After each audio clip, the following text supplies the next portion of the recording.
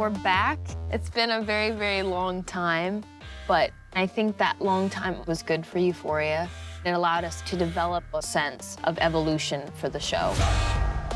There was so much pressure to live up to, I think, what the first season delivered and what it emotionally meant to so many people. How do we create a new thing for season 2? And action. The biggest fear was that we were gonna go back and do the same thing.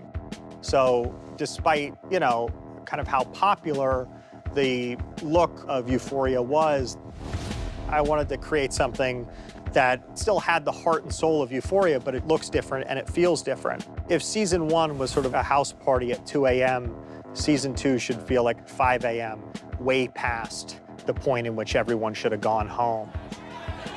Do I know you? You're the girl I met on New Year's Eve, standing in line for the bathroom.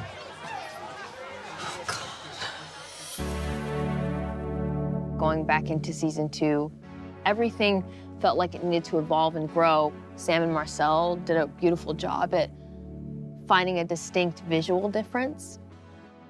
Season 1 was like a very in-the-moment, very present feel to it. This feels like some sort of memory of high school, I think. Just emotionally, film felt like the right choice. We had reached out to Kodak to see if they could remake Ektachrome for us, because we both loved that film stock. And they ended up, you know, converting their factory in order to remake Ektachrome for 35. It just looks absolutely beautiful.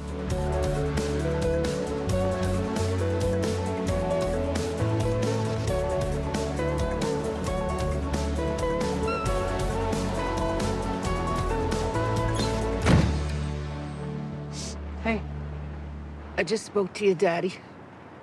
You're gonna come live with Grandma now. Fezco's backstory was sort of what I always imagined we'd open season 2 with.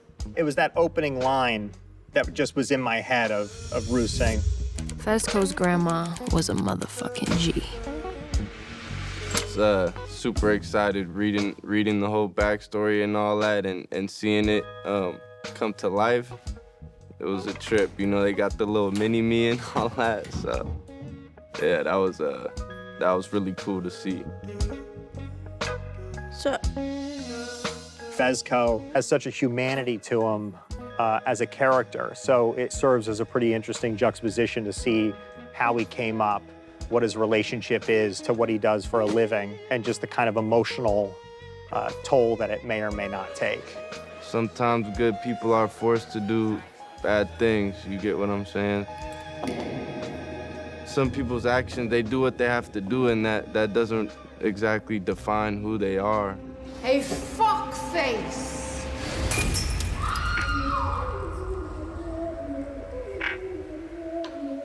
Shooting the party remind me of the pilot a little bit. The energy is just like really high and intense. We were all in this one location, extras everywhere, and that's sort of what makes it fun. New Year's, there's something that always feels ominous about that countdown, the wish or the hope that the new year is going to be different. You know, we tried to sort of approach it with that tension, what we know Rue's going through, Jules, Cassie, Maddie, Nate. A party's sort of an easy way to do that. We wanted to create like this montage of a state of emotion for all the characters to catch up where we are emotionally with them, and we just wanted to build this tableau of our main characters for season 2.